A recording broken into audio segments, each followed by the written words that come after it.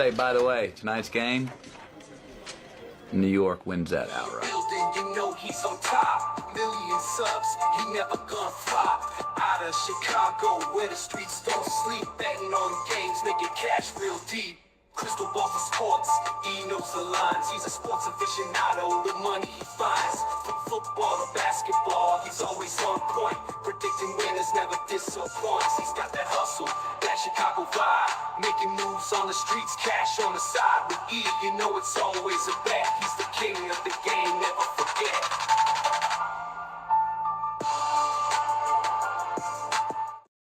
Hello and welcome to the Etoft21sports Show for January 6th. How is everyone doing? My name is Erik. I'm the man behind Etoft21sports. Absolutely loaded show for you today. Gino will have his horse racing bet of the day, and my boy King Midas Bets is coming in. Him and I are going to look back at week 18. Going to talk about the coaching vacancies in the NFL and share our wild card weekend bets. Before I get all that, I'd like to say thank you to the sponsor of the show, PropX. Guys, go to the App Store, download PropX, use promo code ETOFT21. A lot of people don't know there is a new sports betting law into effect. You're going to be taxed on 10%. Yes, you heard me right. 10% of not your wins, but your losses. If you continue to use DraftKings, FanDuel, Fanatics, Caesars, all those sports books, what you need to do is be going offshore or this peer-to-peer stuff, because you're going to be in for a rude awakening when tax season comes next year. I will be honest, as soon as January 1st came, I completely offloaded every single one of those apps, and I am strictly offshoring the peer-to-peer stuff now. But we're not here to talk about that. Let's talk some gambling. Let's see what our boy Gino has a cooking for us all the way over at Gulfstream Park. Best bet for this week is going to come at Gulfstream Park. It's going to come on Saturday, race number 10. It's the Sunshine Classic. We're going to go to a horse who's had some success in this race, and that is Lure Him In, the 9-year-old now. He actually won this race 2 years ago, back in 2024. Lure Him In has actually been kind of tailing back into good form. You can see he was in the Pacific Classic, and that group was just way too tough for him. But in a spot like this, much better. He's been facing open company really ever since he won that Sunshine Classic. So I think it's a great spot for Lure Him In, try to get back in the winner's circle. That is Saturday over at Gulfstream Park, race number 10. Best of luck. Make sure to give my boy Gino a follow at It's Me, Gino B. Him and I are going to be doing some stuff for the old DRF, so make sure to check that out. Now, let's bring on the man, the myth, the legend, the Texas State football believer, my boy, King Midas Bets. How you doing today, my friend? What's going on? Glad to be back on the show. So what's new, man? Haven't talked in a while. How was the holiday, dude? Did you have a good holiday? Holiday was great. I work with school districts. I don't work for a district, but when they're off, I kind of get a little bit extra time off, which means bowl games every single day, placing a ridiculous amount of bets. Can't complain. I'll tell you what, it was great, man. Those bowl games, I know a lot of people are bitching about them and everything, but what else are you gonna do? Satisfied me more than, I had Navy +7 and plus 185 on the money line. Getting those early numbers and just sitting back, watching it. Got Old Dominion early. And the college football playoffs, they've been fun too. It's been great. Did you watch the FCS game last night? I'll be honest, it was amazing. It was an amazing game. It was one of the best games of the year. It came down to overtime. It was great. Montana State won in one of the most ridiculous games I've ever seen. And college basketball is going on. You and I were talking beforehand. College basketball, Minnesota got it done. Both of you and I are sweating out Texas A&M. Let me ask you this beforehand, though.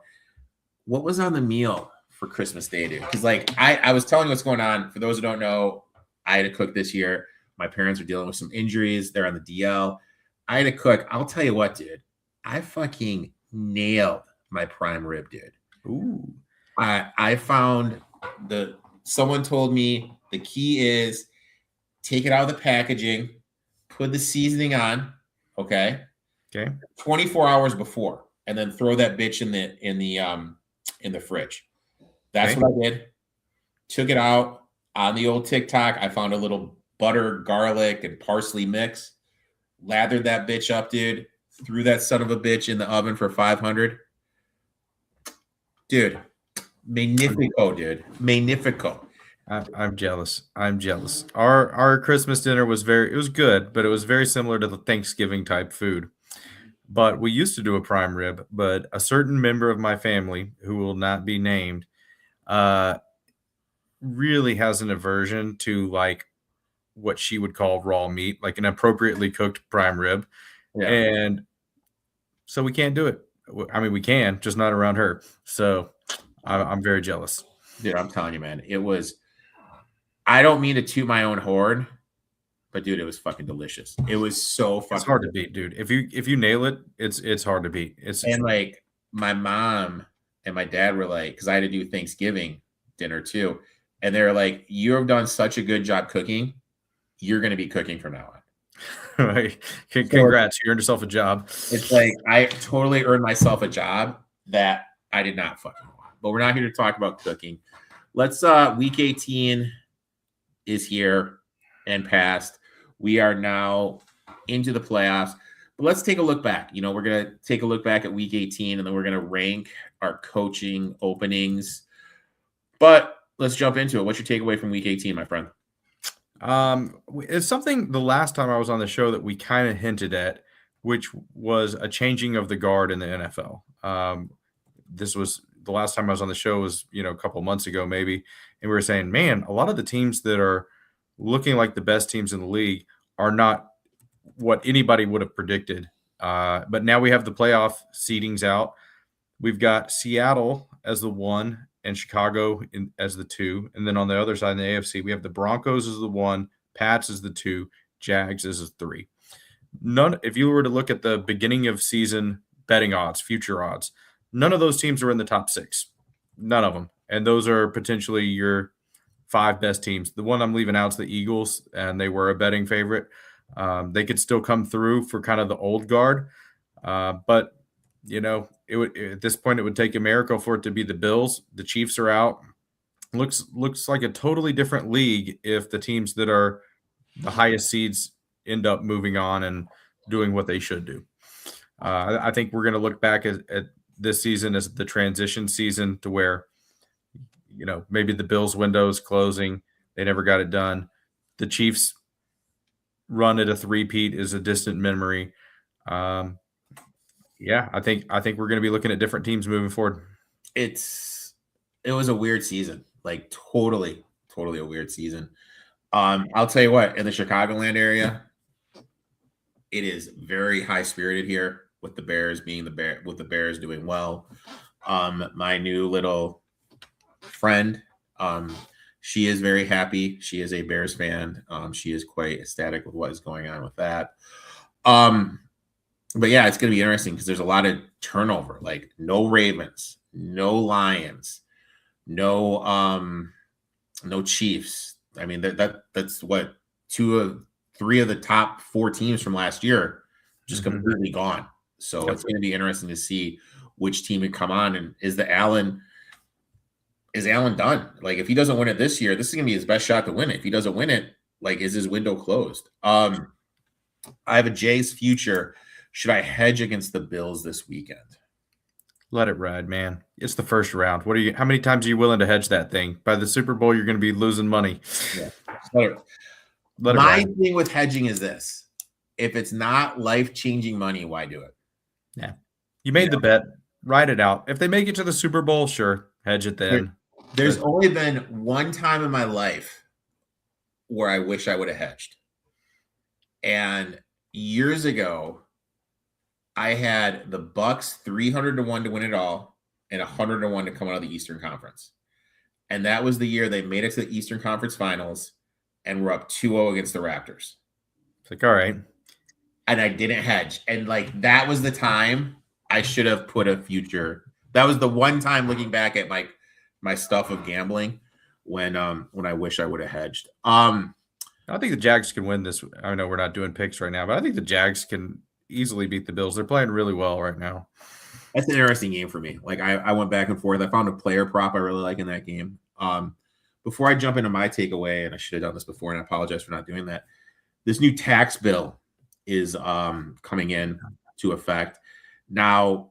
Oh, actually, you're in Texas, so you do everything offshore as is. So it's really not going to affect you then. It doesn't affect me, but it's an interesting deal because the people who are wagering a lot of money, the bread and the butter of these books are the people who are going to be the most impacted. It's going to hit your big fish really, really hard. And I don't really think people I see people talking about it, but I don't think people have really grasped what this is going to mean. And unfortunately for a lot of people, if they don't take it seriously, they're not going to find out until this time next year when they're filing their taxes next year and they realize they're totally screwed. I mean, they're going to break even, and on paper, it's going to be a huge 5-6 figure tax liability. And I mean, I know for me, like I said earlier, I'm completely doing no vig, prop hex, bet openly. And I still had my offshores, Heritage, Bet Online, Bookmaker. Those three are legit. I have never had an issue getting paid out by them. Right. And I'm sure you have yours, guys. If you're watching this and you want to know, if you have a question, should you trust an offshore or not? I will, myself and King Midas, we will definitely share our opinion. So just hit us up in the old DMs with that. Even what's up, MyBookie? I've never had an issue getting bet out with MyBookie too. So there are different alternatives. So make sure you look into that. My takeaway is this: Bucks don't deserve to be in the playoffs. I know everyone is going to argue, point to Carolina's point differential being worse than the Giants, or, their Pythagorean win total is 6, but the Bucks didn't meet expectations. They played games not to lose instead of playing games to win. This is a team that lost to the Saints, the Falcons, the Panthers, and then the Dolphins, and then they beat the Panthers to close the season. That's not a statement finish at all, especially when you kind of look at what is going on here. The Panthers can't stop the pass. They've been historically bad against wide receiver ones. Mike Evans had 2 catches for 34 yards, 35 yards, whatever, in the first quarter. He didn't have another target the rest of the game. Like, literally, what are you doing? They got way too conservative with their play calling. Cade Otton had the game of his life. Nothing from Chris Godwin. Ibuka, I'm going to put his picture on a fucking milk cart. Like, where the fuck was he? He was nowhere to be found. Instead of leading in their strengths, they just played not to win, conservative game calling, and now they're out. And you have to kind of take a step back. What are they going to do? Are they going to reset what's going on? Baker has this big contract. Is he going to be a guy you trust? Because historically speaking, in these big games, he doesn't deliver. I love Mike Evans. Mike Evans is great. He got hurt this season. He's an unrestricted free agent. Chris Godwin has 1 more year left in his contract. Ibuka, as I said, he hit a wall. He was great the first 4 or 5 weeks, and then he just fell off. Bucky Irvin is small. He got hurt from all the wear and tear from last season. Offensive line lacks depth. Christian Wirfs, who's their best player, can't stay healthy. Defensively, the secondary can't stop anyone. And my boy Vita Vea is another year older. Like, literally, if you look back at it and you're the Bucks, you talk about windows closing. I think their window's shut, man. Like, their window is completely done. And they have a lot of no clear long-term answer at quarterback, a lot of questionable contracts. And in the South, which is a completely wide open division, I think they're done. I don't think they're going to make the playoffs. I think they're going to be that team that we just look at it and they're like, good run, but it's over now. So, yeah, they wasted it. They wasted it because, Baker Mayfield he's at his best when he's in gunslinger mode. So when you go conservative with him, what are you really trying to do?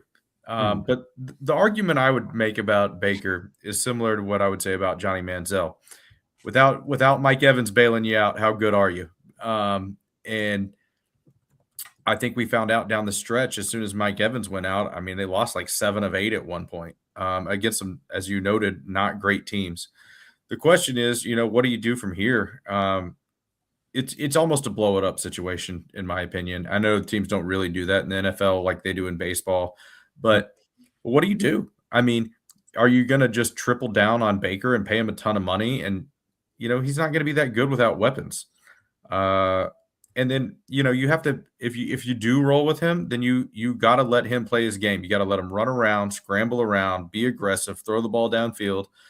If you try to make him check down Charlie, kiss your season goodbye. It's just, you're wasting the one thing that makes him somewhat good.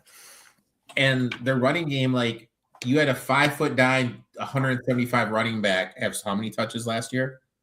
Like, you can't have that small of a guy be your lead back. It's just wear and tear in NFL. Let's go ahead. We got 7 coaches openings. I'm going to read them off for everybody. These are the jobs that are open. We have the Giants, the Titans, the Browns, the Raiders, the Cards, the Falcons, and in a move that was a little surprising to me, I'll ask you how you feel about it. The Ravens. Before we get into these rankings, and we're going to rank them from worst to first, if we were a coach looking for a job, what do you think about the Harbaugh firing? That's a really interesting one for me. I was very surprised by it, but they were one of the favorite. He's been there a long time now. I mean, a long time. And I know some Ravens fans. I was messaging with them before I came on here, and a lot of them feel like he's wasted 8 years of Lamar Jackson. They don't really have a lot to show for it. The Ravens fans right now feel like the franchise has done enough to load him up with talent on both sides of the ball that they should be doing more. And they're happy with the firing. They're ready to move on. I was very surprised by that. And the initial reports are that all these teams that we're getting ready to talk about are lining up to hire Harbaugh. Yeah. Now, I don't know if that is going to end up being true, but I'll tell you this: he will not have trouble finding a job.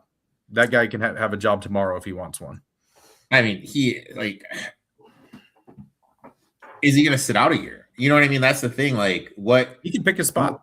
Because here's the thing: like, immediately, what I thought of Vrabel, because Vrabel took the Titans, got let go. Titans have been a train wreck since, and he just took the Patriots to the 2 seed in the AFC. They're the 2 seed, yeah. So it's going to be interesting to see, like, what does Harbaugh do? Does he decide to sit out a year like Vrabel did and then come back in? Is there a job that he's just really intrigued about? There's a lot of openings. I mean, to me, he can have his pick. So if you like one of these, take it. If you don't like any of these, wait till next year. You'll get something you like. And the interesting thing was, he said there's 7 job openings, with the Ravens being one of them. And his agent said 7 teams have contacted him. Yep. So there's a team that has a coach that reached out to Harbaugh. Yeah, they might be willing to make a move if they've got him lined up. Now, which is really interesting because you start thinking about you know what I mean? Like, who is it? Like, hypothetically, let's say the Bills. Let's say the Bills lose to the Jags. Is it the Bills? What about the Dolphins? It could be the Dolphins. Or, you ready for this? What if it's the Steelers? That would be interesting. I mean, there's a lot of people that say that last field goal on Monday Night Football, if it goes the other way, Harbaugh has a job and Tomlin doesn't. And this is the thing that blows my mind. We're going to talk about these teams. The Giants, the Browns, the Cards, the Titans, they would probably give their left nut to be in the position of the Ravens and the Steelers. You know what I mean? Teams are constantly winning. Now, look, you can make the argument that, they underachieved this year. But if they had, a better DC, hypothetically, Cleveland, we're going to talk about Cleveland a little bit. They let go of Jim Schwartz. Harbaugh's like, hey, Jimmy, why don't you just come in? You just run the show here. Yep. You know what I mean? And that defense is going to go to being one of the best defenses in the league. Same thing with the Steelers. Let's say the Steelers call, who's an offensive coach? You got Brian DeBoll. Their offense is their issue. Yo, Brian, offense is yours, man. Here are the keys. Boom. You know what like? That's what you see with a lot of these teams that have been good for a while is they start getting picked apart on the coaching staffs. Yeah, and you can see that's a lot of times how they're not able to sustain success. But if you can, like you were saying, if you can bring in one of those top guys, does it turn things back around? That's why I did the Lions this year. Like I bet the Lions not to make the playoffs just because of the OC loss. They brought in this Morton guy whose principles I disagreed with, who didn't play to the strengths of the Lions players, and it showed because their offense struggled throughout the season compared to what it was. And for those who don't, the best analogy I can give to those listening for NFL is, I mean, everyone's going to be like, well, this player is good, it should work. NFL coaching is like risk. We each play risk differently. Okay. And you need to make sure that the pieces you have will play risk that way. Does that make sense? You know what I mean? Like, yeah, you have to have alignment with what you're trying to do. And you're exactly right about the Lions. I mean, skill position weapons. Gibbs, Amon-Ra. I could go down the list. You know, why would you bring in a guy that's not prepared to use what you got? Oh, and the other thing is that Goff got ran out of town in Los Angeles because he couldn't call plays at the line. And Morton said, hey, we're going to have him call plays at the line. Yeah. Like what? By the way, somebody should find an old episode of this show from the summer. I think you were also talking about the offensive line not being up to par on the Lions. You were saying all of these things before they ever played a game. So this is not hindsight is 2020. Somebody can go find the show. It was probably like August. And you said all the same things then. And it's just, that's why it pays to watch the show. Thanks for the plug, my friend. You had a free winner, Lions not to make the playoffs. He gave it to you. Let's jump right into him. What we're gonna do is I'll say the number. You say like what team it is, 1 or 2 sentences why. What is your number 7? The job you would have the least amount of interest in? Cardinals. Oh, and it's because what are you going to do with Kyler Murray? I don't want to walk into that situation. He's not ever going to do anything there, but you can't get rid of him. I don't want to be a part of that mess. I put the Tennessee Titans. I'm just not a big Cam Ward guy. And I'll be honest, I really don't think that the ownership is interested in winning. You know what I mean? Like, they let Vrabel walk. You had Derrick Henry. You had A.J. Brown. You had all these pieces, and you just let them all walk. Next one, we are going to number 6. Who's your number 6 team, my friend? So I'm gonna go Titans next for all the reasons you said. I don't hate Cam Ward yet. I want to see what he can do with weapons, but I think you're also in a situation where that's a big risk, just like with Kyler Murray. What are you going to do with that if that doesn't work out? Obviously, they need a lot of help. They're eventually getting a new stadium, so maybe they're willing to invest in the team, but I haven't seen it yet, so pretty low on the list. I have the Cardinals there just because you don't know. You've made this big financial commitment to Kyler Murray. And this is what I went on this rant last week with the Panthers. By the Panthers making the playoffs, now you're committed, like the Cardinals and like the Dolphins, to an undersized quarterback. Mm-hmm. And what do you like? They're not going to be able to move off of them. Maybe you can cohort the Jets into making a trade, or like the Dolphins for making a trade, but because they're done with Tua, I just don't know what the quarterback situation is, and it's tough to walk into a situation when you don't know what that is. Number 5, where are you working at? Giants.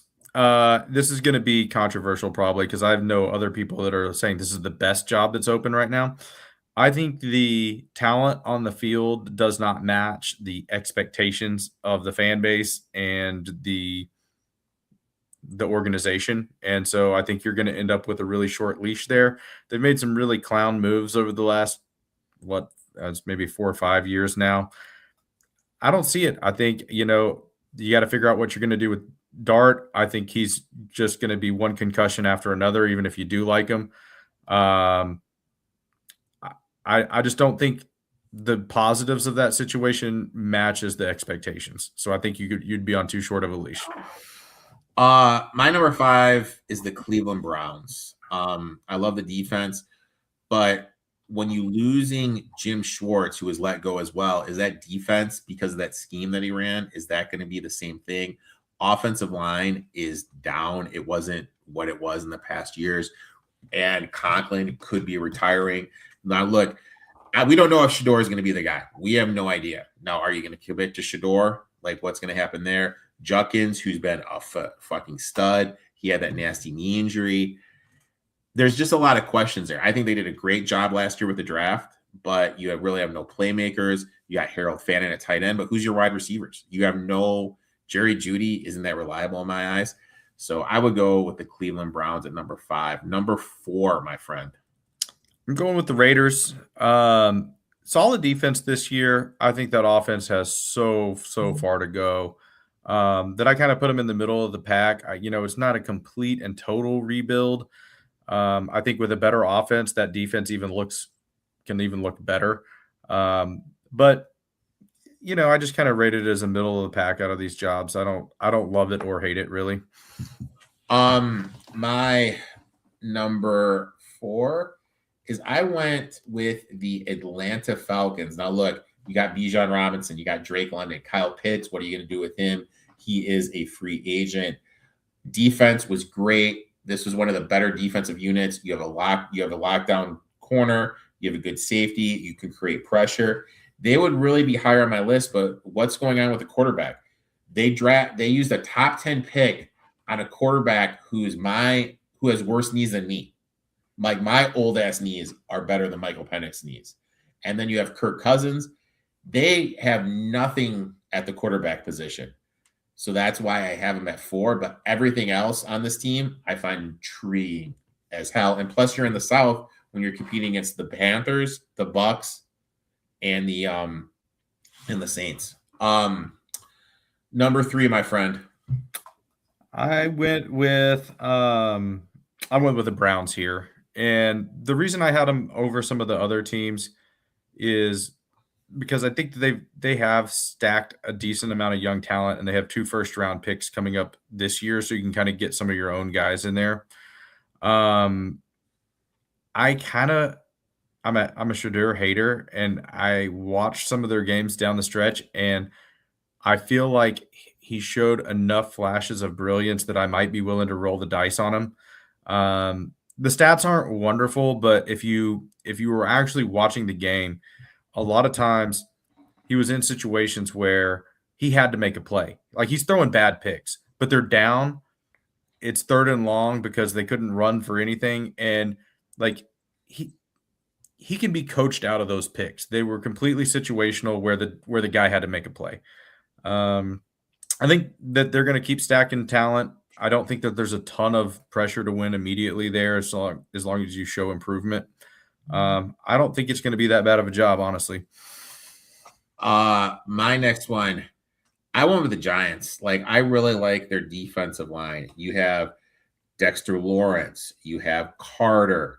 You have Brian Burns. You got some dudes on that offensive line. You have a stud left tackle in Andrew Thomas. You have Malik Labors. You have the 5 pick in the draft. And you mentioned Dart. Now, look, I'm going to say this. I know people are going to say I'm crazy. I heard from a little birdie the Giants are actively pursuing a certain quarterback to come out. And this certain quarterback has the same last name of a quarterback that won 2 Super Bowls with the Giants. Come out when? Now? Yeah. No. Dude, I'm telling you, that's like, I don't know. That's what I heard. Like, I'm just saying, like, That is what I heard. I'll tell you why it won't happen. They've done everything. I'm assuming we're talking about Arch Manning. Yeah. If I'm here in Austin, the family has done everything to slow things down, make sure he gets all the development. Really limiting early playing time before this year. They've done everything that they can to not rush the process with him. And I don't see them throwing that all away for him to go to the Giants right now. I don't see it at all. I'm just saying, dude, you got Malik Neighbors, man. You got Cam Skadaboo. I think Cam Skadaboo sucks. Like, I'll say that. I think Cam Skadaboo is a guy that is just brutal. He's got 1 or 2 more seasons max. You don't build a team around him. If that. Number 2, who you got, my friend? I got the Falcons. I like that job. You walk into a situation where you may have the best player in football, in Bijan. Certainly, in my opinion, the best non-quarterback in football. The DC that made the GM that made the ridiculous move to draft Penix when you signed Cousins, the strangest thing that I've probably ever seen in NFL football. He's gone. So you're not dealing with that guy anymore. You have a lot of talent and you're playing in a weak division. You should be able to walk in there, figure out the quarterback situation. I know that's a huge if, right? And nobody wants to go into that situation. But if you can just find a guy who can drive the damn bus, you can win 8-9 games in that division. If you find anybody good, you're winning 10-11 games in that division. So I'm very high on that job. The only reason it's not number 1 is because quarterback not controversy, just question mark. A lot of questions. My next one, number 2. Now this is gonna be a hot take here. I'm gonna go Baltimore. Like, what Lamar, I had this big thing last week when I gave my Steelers breakdown, is when you looked at Lamar post injury against the Patriots, his stats versus how he closed the season, night and day. And I mean, he was brutal. This organization, for whatever reason, doesn't sit back and say, hey, you know what? We're going to give him a true number 1 wide receiver. They haven't done that. Offensive line has some injuries, wasn't as good. Defensive line is brutal. They have no depth in the defense. As soon as Kyle Hamilton went out on Sunday night, I was like, my Steelers plus 3.5 is money. I can go to bed, because without him back there for defense, that defense is brutal. So I know people are just going to go, oh, Lamar. How many seasons has he made it through healthy? He's almost 30. You know what I mean? Like, with a player like that, and we see it all the time, that relies on the athleticism. When the athleticism goes, the wheels fall off quick. And you're going to get 2 to 3 years with him, and he's almost 30, and you don't have a true number 1 wide receiver. Derrick Henry could be gone. Are you going to rely on Keaton Mitchell, who we don't know if he can withstand a workload? So it's tempting. They have some dudes. I'm going to put it at 2 because of all the talent on the roster, but I can't put it at 1 because of the age to Lamar. All right. Okay. All right. Number 1, who you got, my friend? Well, the only one left is the Ravens. Here's my take. I actually agree with everything you said. I think there's a lot of huge question marks on the Ravens, but there's huge question marks for every team on this list. Nobody's walking into a great situation. So I don't know if we're allowed to say tallest midget anymore. I think you get canceled for that now. But that's kind of where the Ravens are for me. I do think that, yeah, you may get 2 more really pretty good seasons out of Lamar. What type of coaching opportunities in the NFL come along where you have a proven veteran quarterback that you can get a couple more good years out of? Yeah, fair enough. I mean, you're usually walking, and unless it's somebody who, coached a team deep into the playoffs and just chose to retire, if you're taking over for a fired coach, you almost always have huge question marks, usually at quarterback, which is the one question mark that is the toughest to fix or to solve that equation. We've watched some teams go 10 years without ever finding their quarterback. So I would hate to walk into a situation and say, we're going to draft quarterback after quarterback after quarterback for the next decade. I'm not even going to be here more than 3 years. When you could walk into a situation and you got a couple years of Lamar, yeah, I'll take my shot at it and figure it out. The hesitation, though, is you watched a very liked, respected coach who didn't even have – I mean, they should have made the playoffs, don't get me wrong. But not a terrible season. They didn't win 3 games this year, and they still got him out of there. So I don't – it's kind of like my argument with the Giants. I think you might end up with a shorter leash than you would like.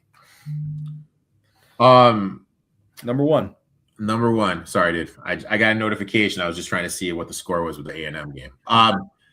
My number one, I'm going to do the Raiders. They have the top pick in the draft. They have Bowers. They have Max Crosby. They have Ashton Genty. And there is one person in the world that has shown throughout his NFL career that he effing hates to lose. And that's Tom Brady. So I'm you know what I mean? Like if Brady is the guy who's like really like hands deep involved, I'm intrigued. And I think that's what it's going to be like. I think Davis is going to take a step back. I think Brady is going to take more ownership of the decision making. And because of that, dude, I'm interested in the Raiders. I mean, like, look, I don't think Mendoza is going to be good. But there is some dudes on the defense that I'm intrigued here. There would be nothing wrong in my eyes.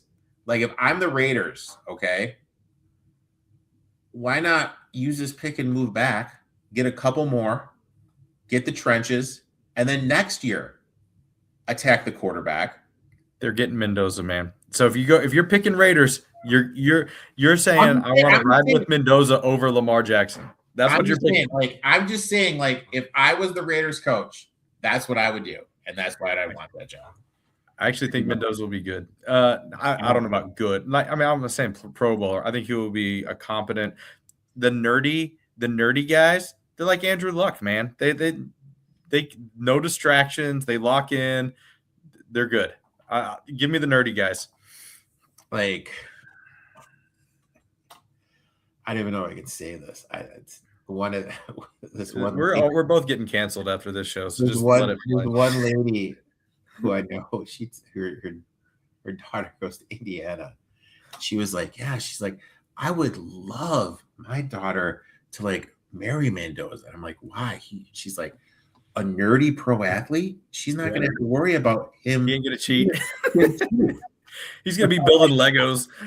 I'm just like, oh, I never thought of it like that. But let's go ahead. This is why everyone's here. The bets. Before we jump into the bets, let's take a gander how we did last week.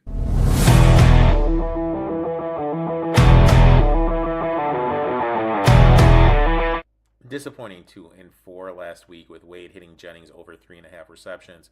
Lost Rico Dotto over 2.5 receptions, and the Niners plus 2.5. Old Uncle Rico hit the Steelers plus 3.5. Lost the Bucks minus 2.5, and Mike Evans over 52.5 receiving yards. For the season, we are 59, 46, and 3. And when that video was playing, I took a quick glance. 65-63 Auburn. We're getting that little run from the Aggies. For those watching, we are both on Texas A&M plus the 8.5.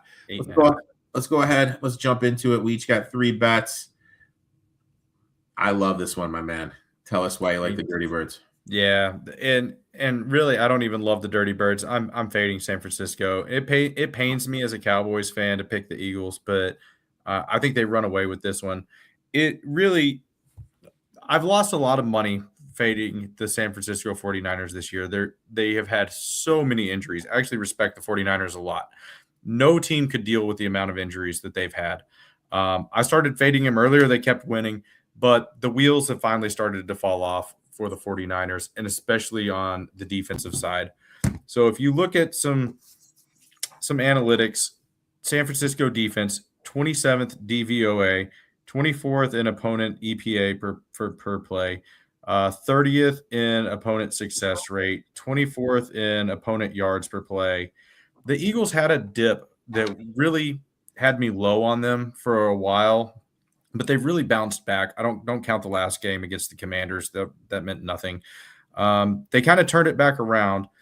Their defense, top 5 in the league in just about every stat over the last 7 weeks. The offense is more of the question mark. But just think about everything that I just told you about San Francisco's defense.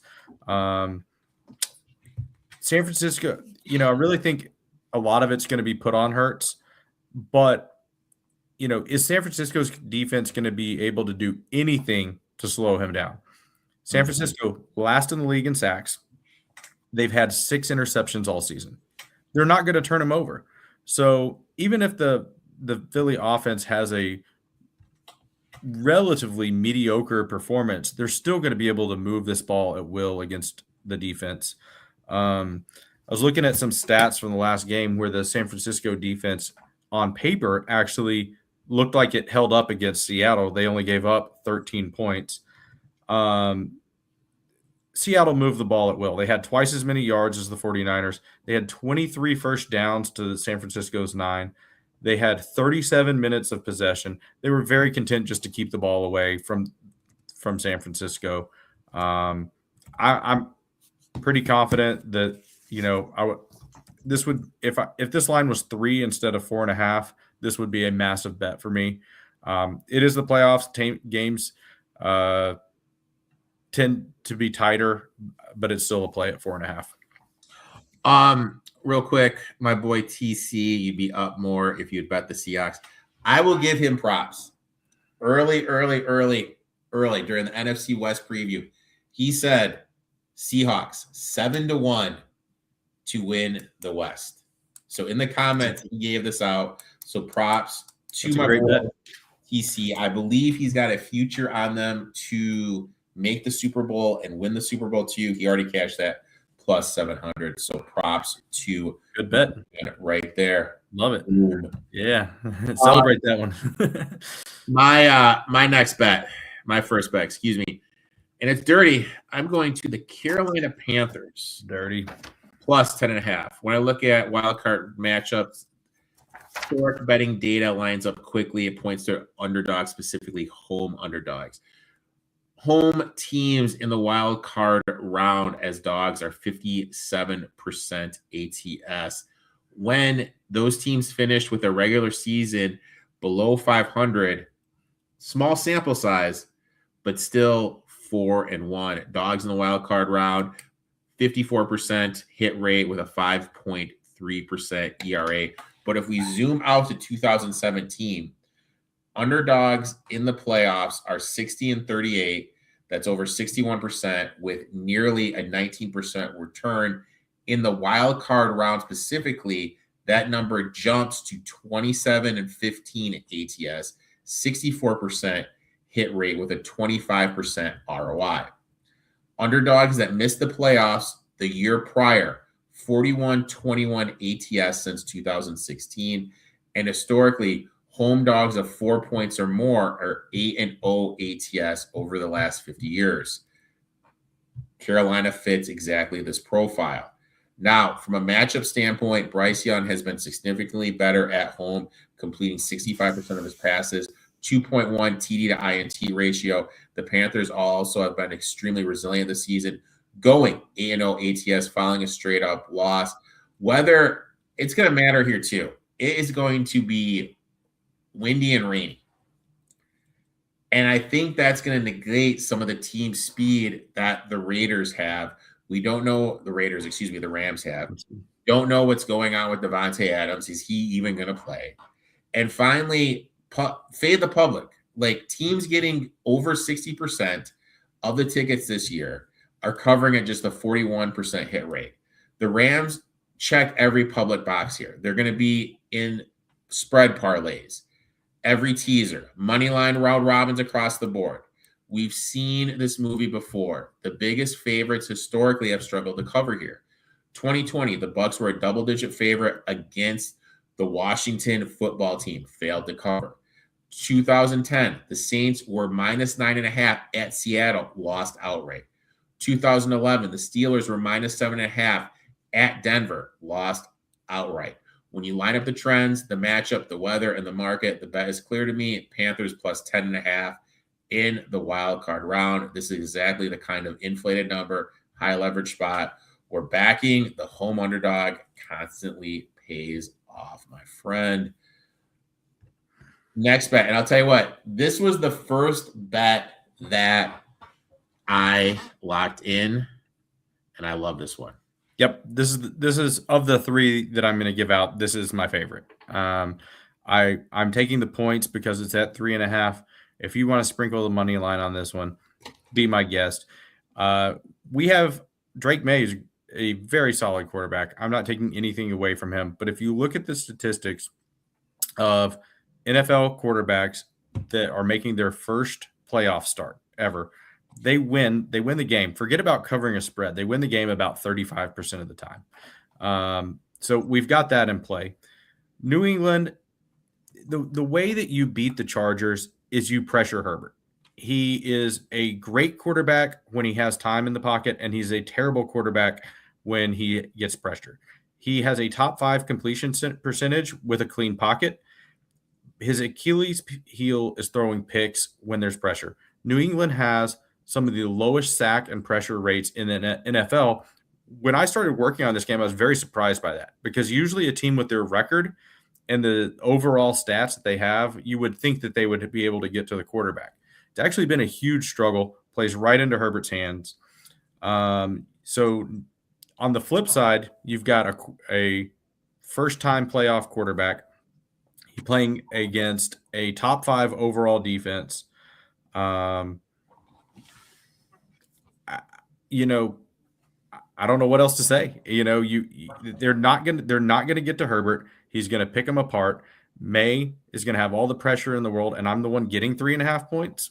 I'm not surprised by the line because you got a home team. You've got a statistically very good team. I mean, if you just look at the base level stats and you don't do any further digging, the Patriots look like, top 5 offense, top 5 defense at home, only 3.5. It's a small spread. You gotta think about how the game's actually going to play out. And I feel very good about the Chargers. The historic thing with the quarterbacks struggling first start is real thing. I think Minter is going to throw the kitchen sink at May. Drake May, yeah. Vrabel historically hasn't covered as a dog. I know people are going to make a big thing out of the Chargers' injuries to the offensive line, but let's just kind of take a step back.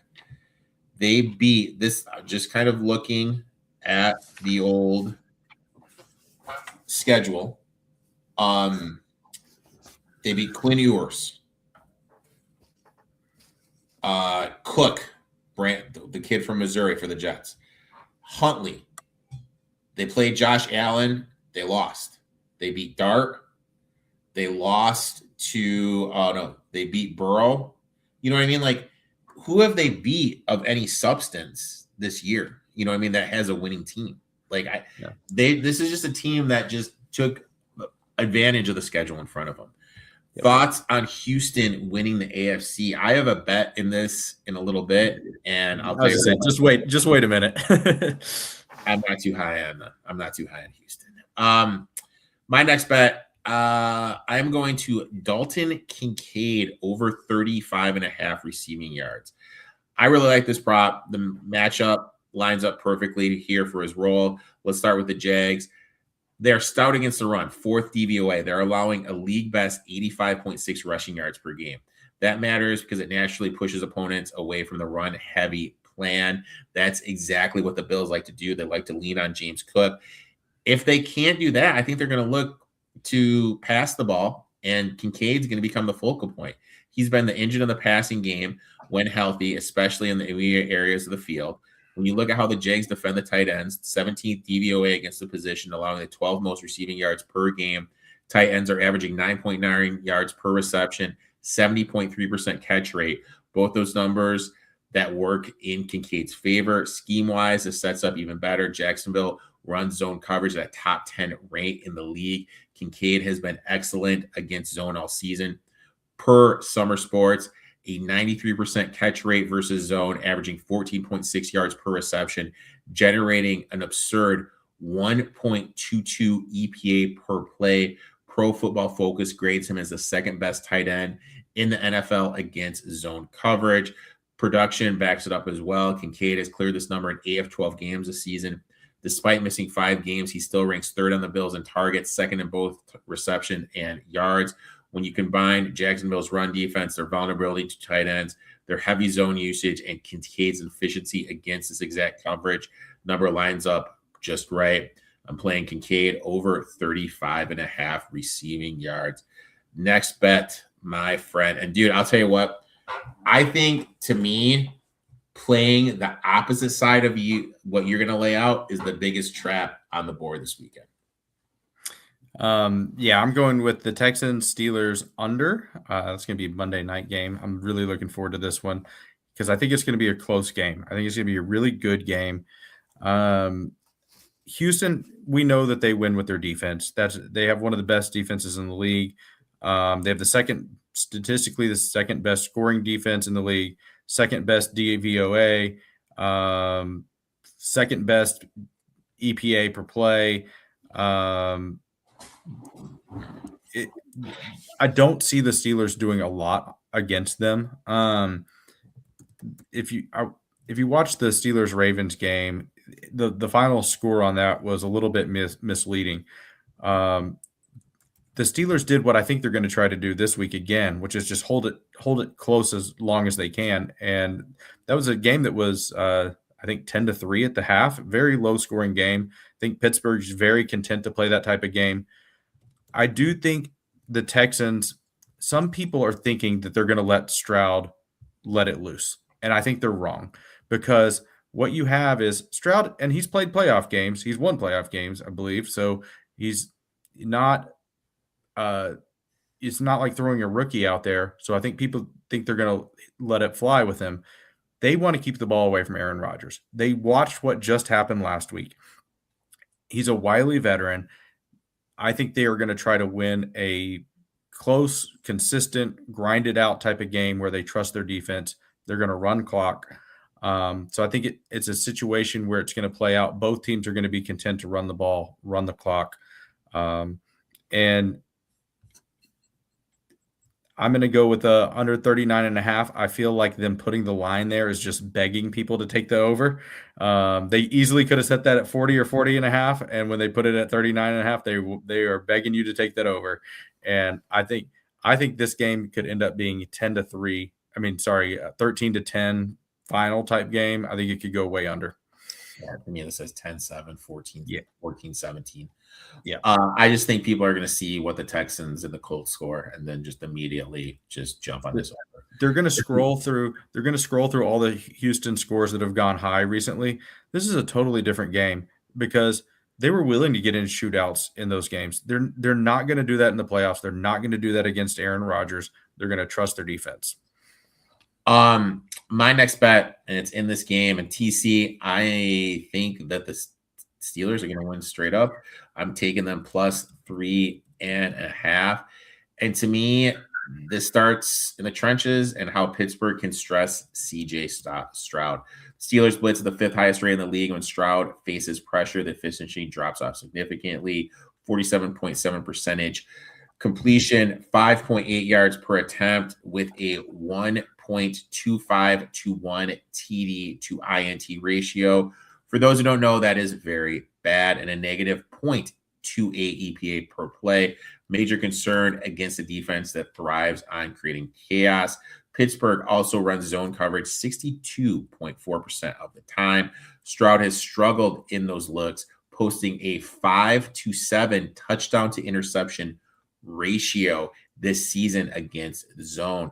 The Steelers can limit the Texans' run game, which they've done to close the season. This is going to put pressure on Stroud to win consistently from the pocket. On the flip side, Houston runs zone coverage, the 11th highest rate in the league, sets up well for a Steelers offense against zone this season. Rodgers, 73.3% completion percentage, 7.2 yards per attempt, 8-3 TD to INT ratio, and a positive 0.23 EPA per play. The big question is protection. Houston does a great job of generating pressure without blitzing per Summer Sports. Rodgers averages just 2.43 seconds holding the ball against zone coverage. That quick decision making and release should help neutralize the Texans pass rush and keep him upright. There's also experience here. Since 2003, listen to this, quarterbacks in the playoffs that have won a Super Bowl are 64, 25, and 2. Experience matters in this high-level situation. Stroud, on the other hand, we look at his home road split. Completion percentage drops by 5 points. He averages nearly 47 fewer passing yards per game. And his TD to INT ratio at home, 3.4 TDs to 1 INT, away 1.8 to 1. His EPA per play drops from 0.106 to 0.008. And then there's my boy Tomlin. Tomlin's a machine in these spots. He's 59.3% ATS on Mondays. He's 6-2 ATS on Monday Night Football as an underdog. And this is the number that blows my mind. He is 23-4 straight up overall in games on Monday. Just straight up. So I'm definitely going to be playing the money line here. When you put it all together, profile, coverage, quarterback splits, coaching edge, I'm taking the Pittsburgh Steelers here, plus 3.5, my friend. Let me give you one more stat. All right, lay it on me, my friend. Teams coming off a division clinching victory in the last week go on. If you take them against the spread, they are profitable. Just one more angle. Now, if you really want to get crazy here, let's really get crazy. If you think Pittsburgh is going to win this game, I am going to say to you to put a little money on the Pittsburgh Steelers to win it all. No way, you're crazy, man. Dude, You're crazy. Crazy talk. Dude, we just said this is wide open. It is wide open, and I'm sure. I mean, you're getting great odds. Tell me what odds you're getting, because your odds are going to be better than my BS Texas odds. EC's not a fan of my Steelers thought. I'm just saying, like, if you think they're going to win this game, you should put like a small pizza, $25. Dude, how much has times changed? I remember when a small pizza used to be $5, but put $25 on the Steelers to win it all, dude. Because I got 5,200. I got plus 5,200. The path is there, dude.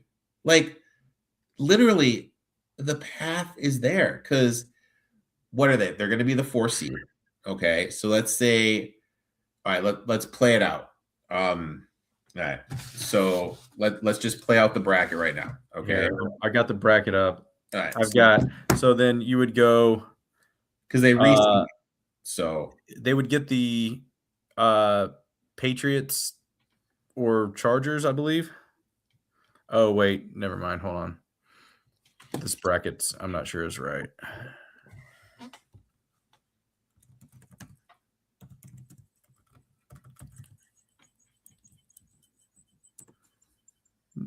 I think it would be the Patriots or the Chargers. Right. Well, let's go through the matchups because they reseed after every round.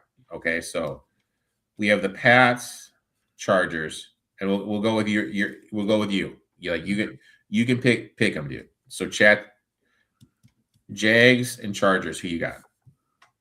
Just straight up to win. Sorry, hold on. My choices are. All right, Patriots. You want me to pick Patriots or Chargers or Jags or Chargers? No. Patriots and Chargers. Who do you have? I'm taking Chargers. All right, the Chargers, and then the Bills and Jags. Who you got? Jags. All right. So right there, that means it's going to be Chargers versus Broncos, and we got the Jags versus the Steelers. Jags versus Steelers, and that would be in Jacksonville. And I'm just saying that's to me in my that's a winnable game though. That's a winnable game. It would be a Pittsburgh home game. They would take over that stadium anyway. That would be a winnable fucking game. And then like Chargers Broncos, who you got? I'm going to take the Broncos in that one, but I'm not guaranteeing that one. I think the Chargers would hang in there. And in Denver, Bo Nix has shown, dude, we need to remember Bo Nix should have lost to the Giants. Bo Nix should have lost. Like, this Denver team doesn't scream dominant, convincing win. If the Steelers were to continue winning and meet up with the Chargers, that would be a AFC championship game in Pittsburgh. And I'm just saying, like, and when you look at the trend of how well Super Bowl winning quarterbacks do, it's there. It's there. And like TC, this is if I think if you like an AFC team, you bet them to win it. Yeah, because he's got the Seahawks just steamrolling everybody. But I'm just saying that it's there. Like, the path is there for the Steelers to fuck around. And how funny would it be if the Steelers won the Super Bowl this year, or even made it to the Super Bowl game? I kind of like the AFC. I mean, maybe bet. I mean, if you're going to bet it, split half on the AFC, half on the Super Bowl. I would like the Rams or Seahawks pretty significantly over them if they were to make it to the Super Bowl. But you should still be able to get like plus 2,200. I don't have it up. I'm just guessing something around that for them to win the AFC. I mean, how hilarious would it be if they were hosting an AFC championship game? Dude, that'd be fucking hysterical, dude. Like, I'm telling you, man, like, the path is fucking there. And that's what you want to make out a path. And like, honestly, it's a quarterback award. You probably get better odds on Aaron Rodgers to be the MVP of the Super Bowl too. Like, I'm just saying, dude. The NFL script writers are loving you right now, by the way. They're taking notes. I am just saying that the path is fucking there. Like, honestly, I already have, like, I'm looking at these numbers offshore. I already have. And it's like, this is why I love Bookmaker. Like, you normally get like conservative numbers, like 2,800. Like, the Chargers to win it all are plus 2,879. You know, you get the random Bookmaker numbers. I was gonna say, let me see what I got, because we got to play weird games down here in Texas. For the Chargers, I got 3,000. I'm looking at a different book here. And for the Steelers, I got plus 5,200. Let me pull up my friend. Exact matchup, dude. Should I do an exact matchup for my boy TC of the Steelers against the Seahawks? Can you do an exact matchup, AFC Championship game, Chargers Steelers? That's a banger right there. Okay, RJ Harvey, Kenneth Walker, Brock Purdy, JSN have, JSN, I guess you can make an argument, but anyway, they have better MVP odds than Aaron Rodgers does right now on this book. I'm totally going to take the Steelers. I'm putting money on the Steelers right now. What is Darnold's MVP, Super Bowl MVP odds? Plus 600. Nah, dude. That's crazy talk. I mean, I love the way he's playing, don't get me wrong, but that's crazy talk. If you like the Rams. I do. What about Puka? 25-1. Stafford is plus 650, but Rams are plus 450. I think I'm going to put a little on Jalen Hurts. Got the one thing you got to I forgot to mention when you gave your bet about the Eagles. If you just sit back and compare Jalen Hurts' stats in the playoffs versus Jalen Hurts' stats outside the playoffs, in night and day. Here we go. Ernest Jones for Seattle to be Super Bowl MVP. I don't think we have an Ernest Jones line. Yeah, you're playing. You got to take the field. I don't think. I'm looking, man. I'm all the way down here. I'm telling you, Puka at 25-1. Because if they make it, who else are they throwing to? Devontae. Have you even played? Makes sense. Puka is an absolute freak. Puka Nacua. And he's turned into a weird guy too, man. He's turned into a weird fucking dude. King, I'd like to thank you for coming on, talking a little shop. When you tell everyone where they can find you on social media and everything, my friend. Follow me at King Midas Bets on Twitter. And tomorrow I'm going to put an announcement on Twitter, but I'm going to tell you here first.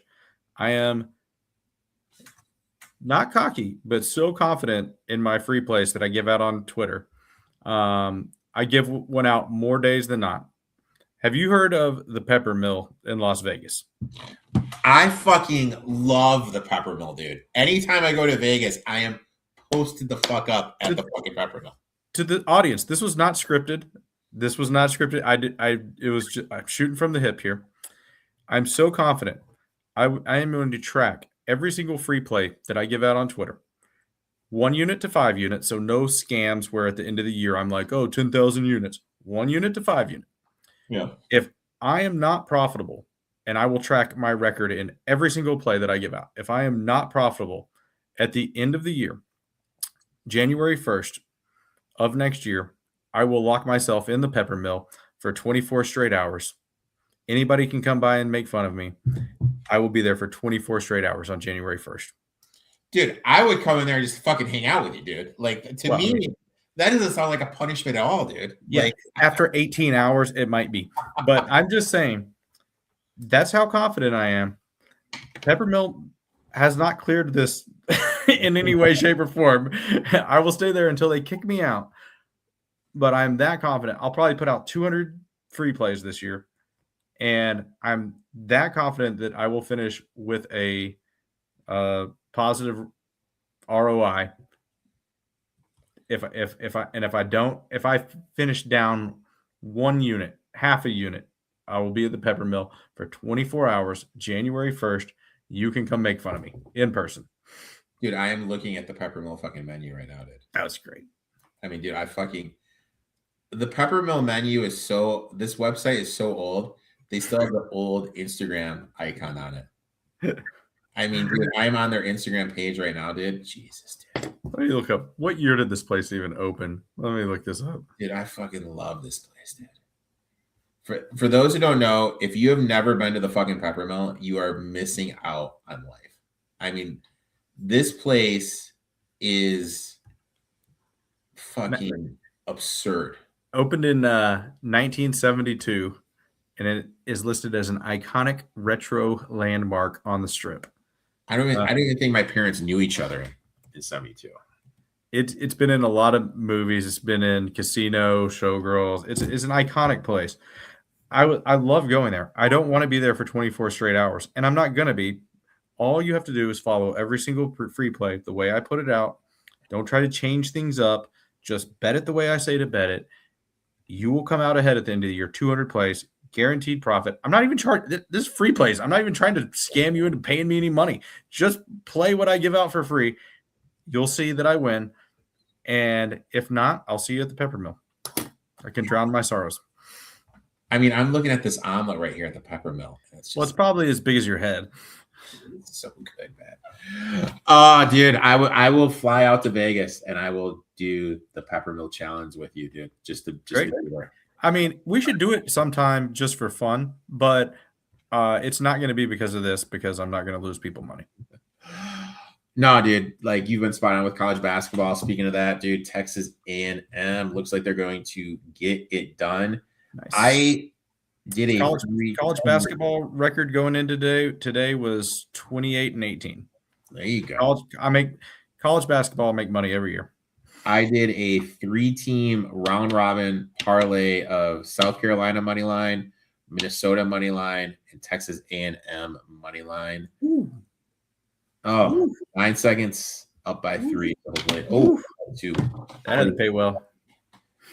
Appreciate you coming on, my friend. We will talk soon. Give this man a follow. Check. You know what? I would say check him out at the Pepper Mill, but that's not going to happen, dude. I mean, I may be there, but not because of this. I look forward to having you on in the future, my friend, and we will talk soon, brother. All right. See you.